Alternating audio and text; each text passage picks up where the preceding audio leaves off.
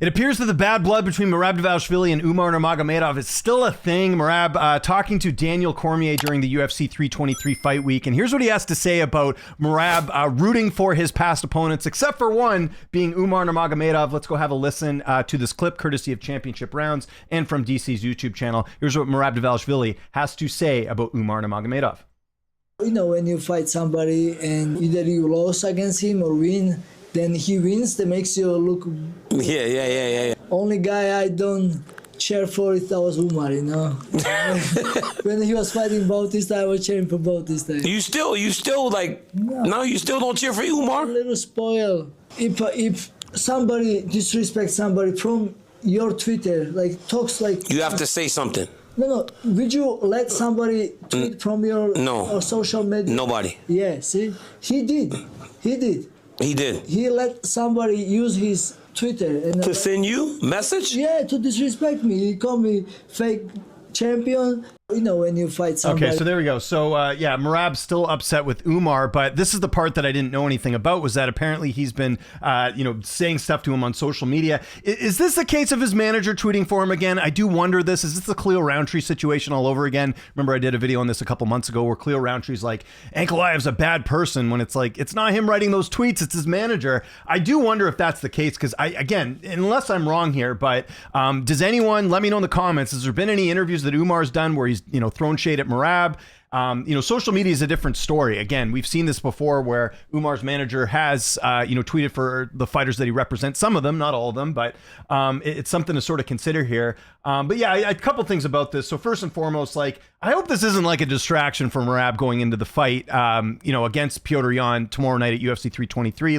Kind of brought this up out of the blue. I know Merab's mentally strong and all that stuff, but it's not good to hear about him talk about other opponents when he's got a job to do tomorrow. He's got to go and defend that title against Petr Yan. So that was kind of my first thought with this.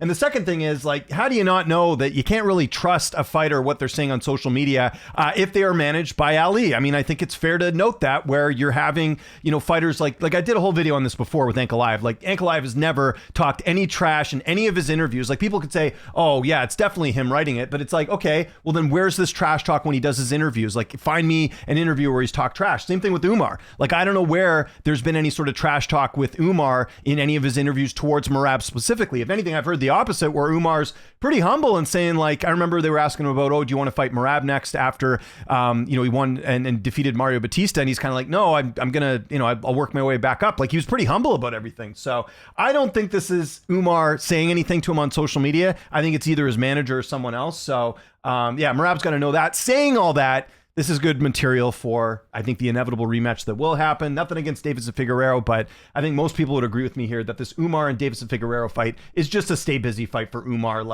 I'd be pretty shocked if not, listen, anything can happen in a fight, but I'd be pretty shocked if the 38-year-old who hasn't done exactly amazing at bantamweight gets an upset win over Umar. Umar's going to be a huge favorite in this fight. He'll probably be a -1,000. Or maybe, at the very least, a -500 in this fight. So that's something to kind of keep in mind. Of course, that fight taking place at UFC 324. Let's have a look at the replies on this tweet, see what people are thinking. So, we got Menace here saying, Merab beat Umar at 311, still cheering against him at 321. That beef could never be cooled down after the backstage strap. Umar would humiliate Merab. I don't know about that. He didn't win the last fight. I know he broke his hand, but didn't really humiliate him before that.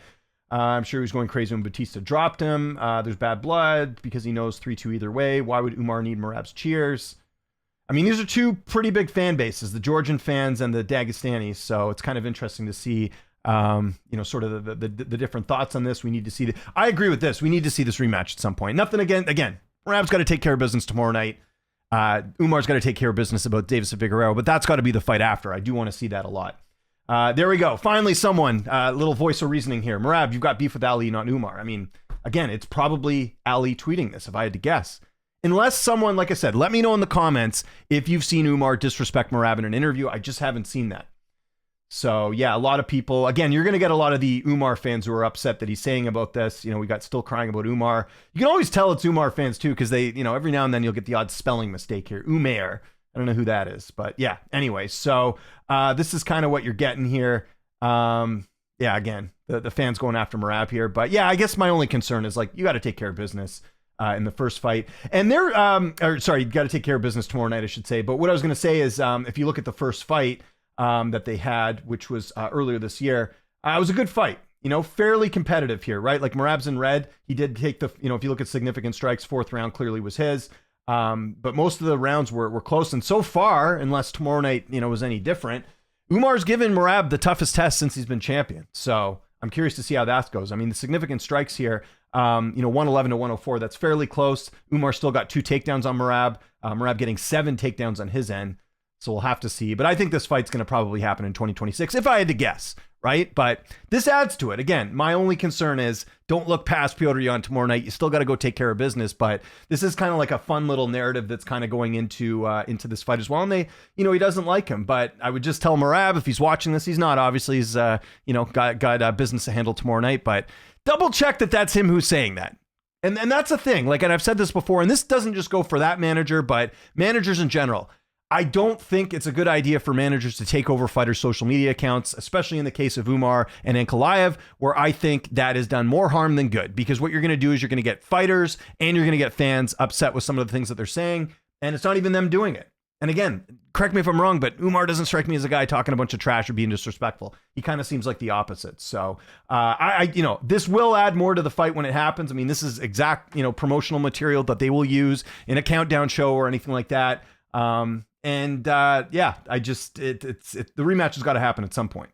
Unless, because I'm just looking at the, sort of the rankings right now. Like, I'm not seeing any like major threat to Merab right now other than Umar. And Umar, like I said, gave him the closest fight. Like, the stats don't lie. And if you look at some of the other fights that Merab's had since he's been champion, it's been a little bit more decisive. Like, you look at the, O'Malley fight, the strikes were 52 to 31. You look at Merab and Sandhagen, 114 to 80, so much bigger gap there too. We'll see if Jan's able to make this a bit closer. I mean, I did my prediction for this fight already. I do think it'll be closer than the first fight. Because you remember their first fight a couple of years back between Jan and Merab, 147 to 75, but I believe Jan hurt his hand in that fight early. So that certainly played a role in it, but we'll see. We'll see. It's listen, I say this all the time. Like, we don't have enough genuine, like, bad blood fights going on in MMA. And this seems like one that could be very good, especially with the fan base, especially with the talent level too. Like, these are 2 very good fighters. So I kind of hope this fight does end up, if the stars align, Merab wins, Umar wins his next fight. I'd like to see that next year. Maybe that's a fight I'd put on the White House. I would. I know it has nothing to do with the US, but I would want to see a big fight like that put together for like a marquee event. Whether it's International Fight Week or the White House or something along those lines, that would be really cool. So let's have a quick look at the quote tweet, see what people are saying about this whole thing. All noise aside, Merab knows Umar's the only one that actually is a threat. Don't disagree with that. We need to see these 2 in a rematch. Rematch is inevitable. Merab not a fan of Umar. He's trying to duck. I mean, again, he's not ducking anyone. This was the whole thing the first fight. Merab is ducking Umar. He ended up fighting him. So I don't know how you can say that he's ducking him. It's the UFC who makes the fights. So again, you're gonna get a lot of the fans, the Dagestani fans, the Umar, Islam, Habib fans upset with Merab, calling him corny. All he's saying, he doesn't cheer for him. I don't think it's that bad. It's not like he's saying anything that crosses the line, but this is how fan bases are. The passionate ones, they take everything personally. So let me know what you think in the comments. What's your whole thoughts on this? Do you think this is Umar writing these messages? Do you think it's someone else? What do you think about a potential rematch? Do you think it'll end up happening in 2026? Let me know in the comments. Follow me on Twitter, TikTok, Instagram, @Lynch on Sports. My name is James Lynch. Appreciate you watching, and I'll see you next time.